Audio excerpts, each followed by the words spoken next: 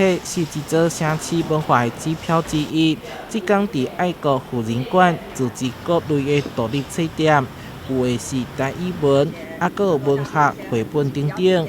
册店单位希望以市集的方式推广亲子阅读习惯，同时申请文化部补助，把独立册店保留落来。尽量出来市集去曝光自己，就是希望大家可以保育住书店这样子。册店主要是咧推送台语文，佫有一寡甲台湾的历史、甲有人类学相关的册。文化部的创新书市庄头书展的计划。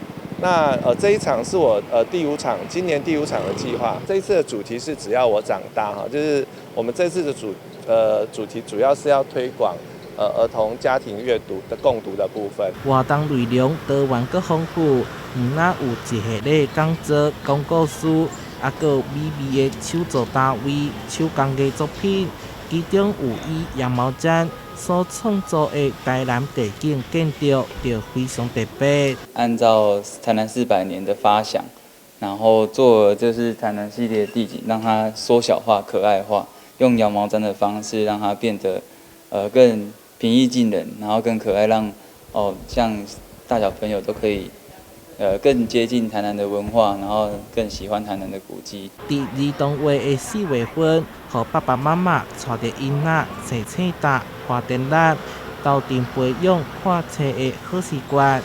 台南新闻所在采访报道。